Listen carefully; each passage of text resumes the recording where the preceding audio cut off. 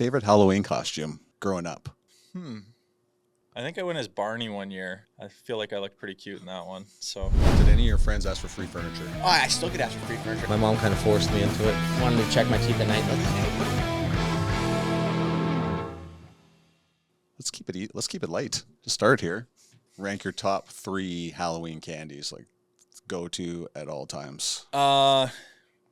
Halloween candies like Fuzzy Peaches, Swedish Berries, probably Sour Patch Kids. But like growing up, my 2 favorite candies were Skittles and Starburst. So When you got your haul back home from your Halloween take, how much were you allowed to eat? it all. Really? Your parents Or were like just right away, or like like when you get home? I'm talking Oh. about. So you dump it all out, and it's all sitting there. And then you make the trades. Yeah. But I mean, no, my parents were pretty good with, letting us have a few, and then over the course of the week, or, Found its way into your lunch. yeah, or you pack it yourself. Yeah, I would keep my Halloween candy in my room. So my parents were pretty So, good about that. And then eventually my mom would say, like, it's time to get rid of it. would the dentist love was cavities an issue then at that point? Or No, I'd brush my teeth. Right. I was fine. just checking. I feel like an overbearing parent now because our kids get the loot to start and it's in their lunch And then for a you week, eat it all. and then we eat it all, or it gets thrown out. So I think there's two. Like I could be a helicopter parent. Yeah, maybe. You know what I mean? Yeah, no, You can hear the helicopter noise. Tyler's nodding his head over there because he just joined the parenting ranks and he thinks he's an expert now. Look at him. I'm going trick-or-treating with me. Yeah. You got cuteness overload, but you're like, yeah, a couple more in here. So as we record this podcast, is on the day of Game 6 of the World Series. What have you thought of how things have transpired so far? I'm a little surprised. I just felt like the Dodgers pitching staff was, As you should. their starters were a little better. I think just more proven. Mhm. But I'm a diehard Jays fan, so it's been going great. At what point of this season did you start believing that they actually had a chance to do anything? Maybe like middle of August. I went into the season. They had a real tough year last year. I think. Mhm. I wasn't really sure, how much they had improved, but all the guys kind of coming up and playing they've kind of punched above their weight all year. Like obviously Vladdy in the postseason's been incredible. Yeah. But, the contributions, from the guys lower in the lineup, guys that you didn't necessarily have penciled in, and then, some good trades. Like I feel like the Bieber acquisition, is Not terrible. has been huge. Mhm. Scherzer pitching as well as he has, at his age has been great. And then obviously no one predicted what Savage was going to do. So, it's been great. I stayed up for all 18 innings and it felt like I went out that night. I woke up the next morning and I thought I was hungover and I was just tired. I hadn't stayed up that late. How many guys? I think I was did the watch? only one. It was Right. the night before the Minnesota game. Yeah. I knew I wasn't playing. I figured I could have a nap that afternoon. And you know what? It's been the first time since the year I was born that they're back in the World Series. I figured, I gotta make the most of this. I gotta enjoy it. So, around the 14th inning, my eyes are starting to droop, and it's like 1 a.m. there. Yeah. And I'm like, okay, the Jays got to end it soon. And then, as soon as Freddie hit it and saw that Varsho wasn't going to get it, it was pretty quick to Did you go to bed right after that? TV off. It took me a little to fall asleep. I was a little, Mm-hmm. amped and disappointed at the same time. There was kind of that roller coaster of emotions. But no, it was so late that, I woke up and next thing I knew, my alarm was going off and I was going to the rink for morning skate. I had to jump in the cold tub just to bring me back to equilibrium. So it was, it was nice to see them take the next 2. Did you walk in the dressing room and say to anybody, "Did you see the game?" and then realize that no one would have been able to? No one did stay up. Well, I figured none of the guys would Yeah. have stayed up. But, I was asking some of the trainers and, I think most guys were tapping around 12, 13, a few made it to 14, but they're up so early to go to the rink. And, the road's one of the few times where a lot of them get uninterrupted sleep that I don't blame them for not lasting the whole thing. So you thought that there was before the World Series started, did you think this was even going to be a possibility that they could be the Dodgers? Well, I think they have a great team. I just think, you hear the Dodgers, you think them and the Yankees, the evil empire, they just buy their team. I know the Jays are over the cap too, but into the luxury tax. But it's neither here nor there. No, but it's one of those things. I think you look at the Dodgers lineup, you look at their rotation, kind of who they have, the star power they have, and then the Jays, especially with the question marks around Bichette, I think, I was just hopeful that it was going to be a close series. Obviously, I was going to root and watch every game and still believe, but, I think the Dodgers going in were heavily favored. But I think, part of what made the Jays so good all year is they got contributions from everyone. It's kind of showing. Springer goes out. Yes. Davis Schneider leads off, huge home run, bang, bang, as Dennis Gross. Bayak would say, right? Yeah. So, no, I think the way the Jays have played in the World Series is indicative to how they've had success all year. It's not just Vladdy. It's not just Bo.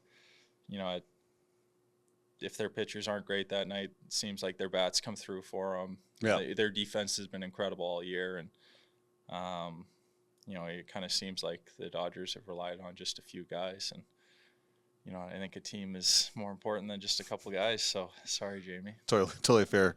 It's totally a fair evaluation, but we'll have a discussion about this. Do you remember the day that you became a Blue Jays fan, and why did that happen? I've been a Jays fan since I can remember. Like, we used to, I grew up in the States, but we'd spend our summers in Vancouver, and they play at 4:00 Pacific time, and kind of playing outside all day, and come home, you're a little tired, and hang out before dinner was on the table, so we'd watch the Jays like every day. So it's like kind of the Shannon Stewart, Carlos Delgado, that era, and then obviously into like Roy Halladay and Joey Bats kind of all the way through. So I even to this day, I watch a lot of baseball. I watch a lot of the Jays. Occasionally I'll watch in mute just for Laura's sake. She loves Buck Martinez, thinks he's great, but I think when he's and his glorious hair, like that guy. When he's playing in the house, 3 hours, 80% of the time, it's only fair that he's part of the family, though. It's part of the family. But it's been great because right into the Seattle series, she got into it and started watching, and so we'll be handing out candy tonight, and we'll have the Jays on. I'm kind of conflicted. Do I light the house up like Blue Jays colors, or am I going orange for Halloween? Right. I think you should go orange for Halloween. At game time, I'm going to flip it. Yeah. No, orange is fine. Or just leave it that way. What is something? So, as a professional athlete, what is something about baseball players that you appreciate? Well, I think one, like, they can come in all shapes and sizes. Like, I think you look at Kirk, he's an all-star. If you picked him out of a lineup, I don't think you're picking him to be a professional athlete, and not only a professional athlete, like one of the best. Like, he's unbelievable behind the plate. Yeah. He's such a great hitter.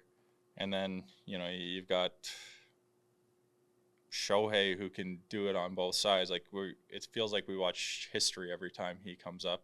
That game was painful. Just seeing him get on base every time. It like he's a cheat code. Kind of, and I just think it's one of those things where,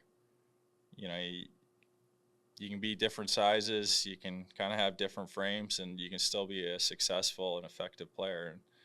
And I played it growing up, and I got a lot of respect for standing in there when the pitcher's throwing 100, and you only have a helmet and maybe an elbow pad on, and you're standing in there, and it's coming right at you, and a lot of them will wear it just to get on base. What did you how old did you play baseball to, and what was your primary position?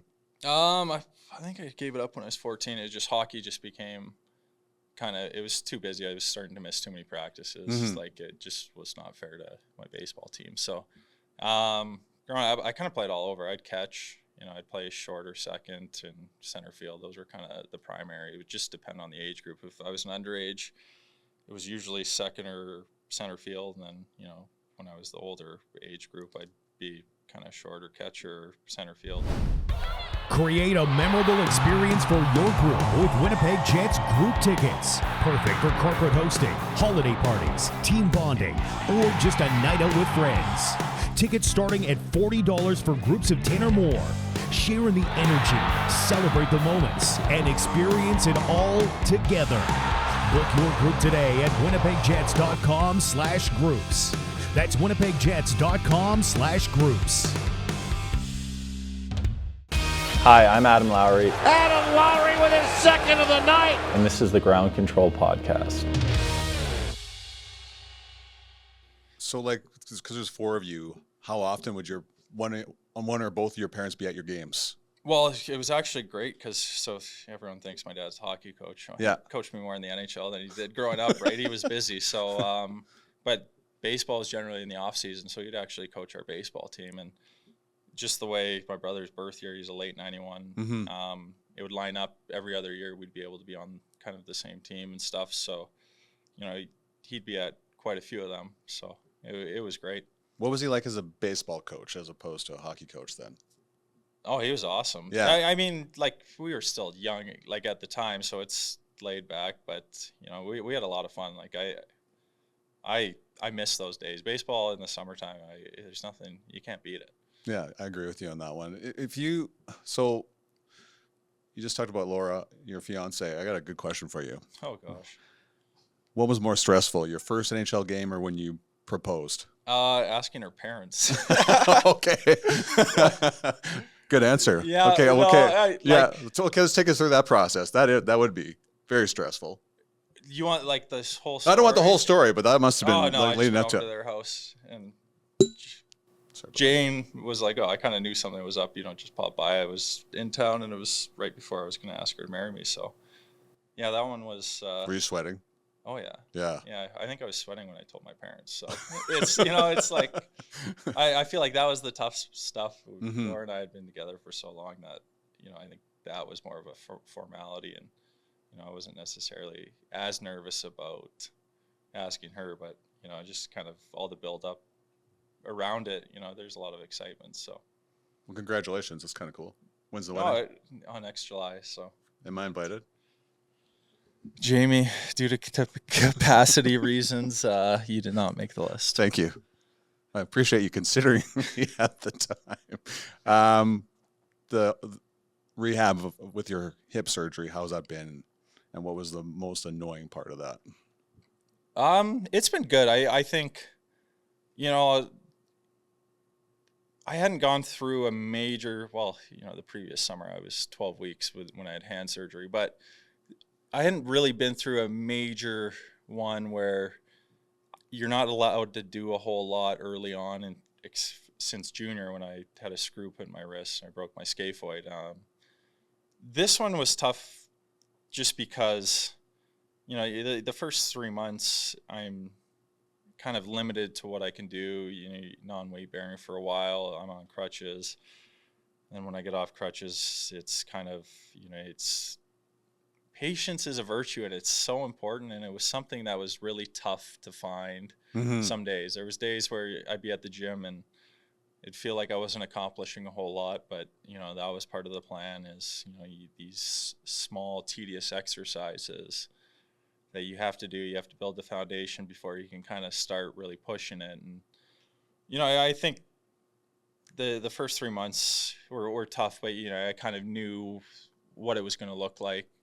There's a fairly, straightforward plan on these hip surgeries, on what the timelines looked like. I think the toughest thing for me was coming back to Winnipeg, getting back on the ice, and then training camp starting, and then not really being around the guys. I think, that's one of those things where, if you have a recovery or rehab in the summertime, it doesn't feel so isolating because, generally you're working out, in your small group, and, you're going about and doing your day-to-day things, and you're not always surrounded by the team. And when the season's kind of kicking off and training camp's kicking off, and, the guys are joking, guys are bonding, and you almost just feel like an outsider. I think that was the toughest part. And then there's days where I'd come to the rink and I'd feel great, and, I'd want to push it, and, I wasn't allowed. And then there was days where it felt like 3-4 days in a row, I'd kind of felt the same, and it didn't feel like I was making progress. And, you know, it's kind of one of those things where you can't speed up time. You just have to trust that, you know, the doctors, they're experts. You have to listen to their guidance and kind of take that, you know, to heart, whether they can tell you can push yourself, or whether you kind of need to have a light day mixed in where, you know, like I want to go, push myself so that, you know, I feel like I'm working towards this thing. Yes. Maybe I can speed it up, and, you know, it doesn't matter how hard you push yourself. You're only going to shave off maybe a couple weeks. So, you know, I think that patience part was probably the hardest. Now that, you know, I'm getting a lot closer to a return, it feels like there's light at the end of the tunnel. You know, some days would be monotonous, but, you know, at the same time, like it was nice being able to, you know, spend some of the recovery with Samby and Fetz, and obviously they'd love to be out there too, but, you know, just having a couple guys that you can go through it together, it makes it easier. What's that like when you change out of non-contact yellow into the normal blue jerseys for practice? Well, it's great. Like I was joking with the trainers, like I'm ready for some confrontation, but, you know, at the same time, I don't want to hit my teammates. So, no, it's good. Like it feels great. Like to feel like I'm almost at the finish line, to feel like, you know, all the work, all the long days, you know, the hours that I put in, you know, it's finally like paid off, and I'm back to where I want to be, back to getting to do what I love, and that's playing hockey, that's competing with the guys. And, you know, it was just nice being allowed to go on the last road trip and, you know, go out for dinner with some of the guys and joke on the plane, and, you know, just feel that connection again. So, you know, I can't wait to be back in the lineup and, you know, hopefully have some confrontation with someone that's not on my team. Which is totally fair. When you go on the road and there's time allows it, do you go to baseball games?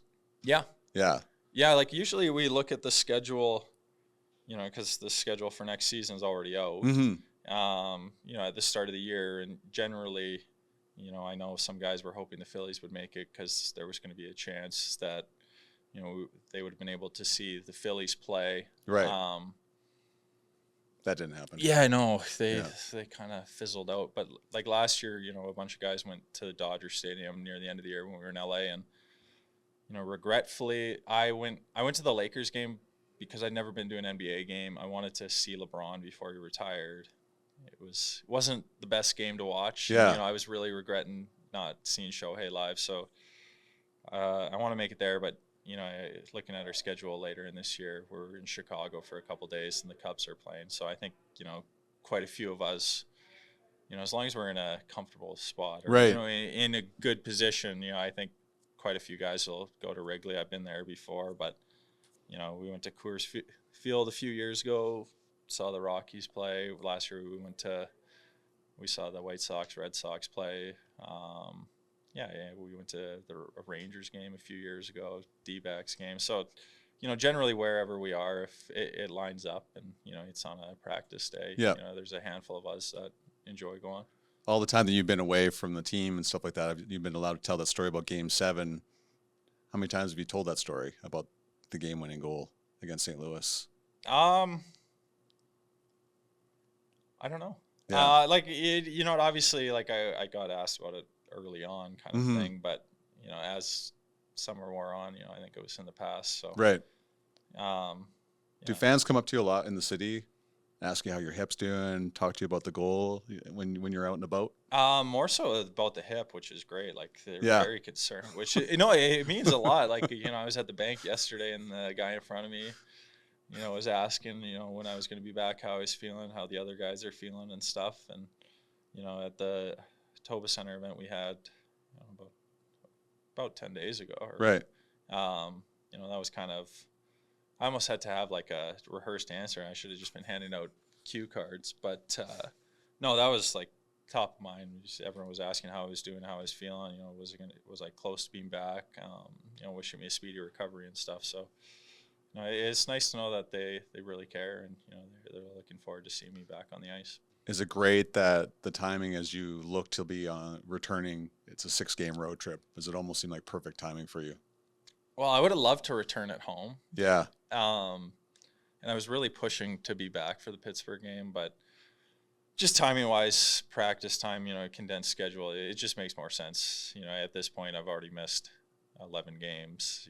What's a couple more? What, in the grand scheme of things, give it, a few more days, a few more practices, let the timing come back and, just kind of practicing with the chaos, with people around me.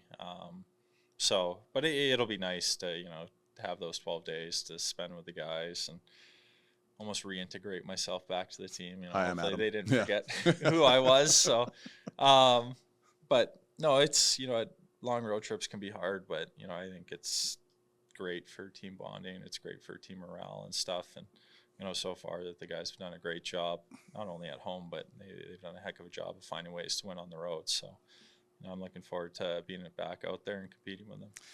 Well, thanks for being the first subject in our new podcast studio. Tell the guys how comfortable the chairs are, and the chair is fantastic. If we could use a couple more pillows, but it's new, so hey. Yeah, we got a lot of people here too. Yeah, I'll file my complaints. Good. Thanks for everything, and good luck the rest of the year. Thanks, Jamie.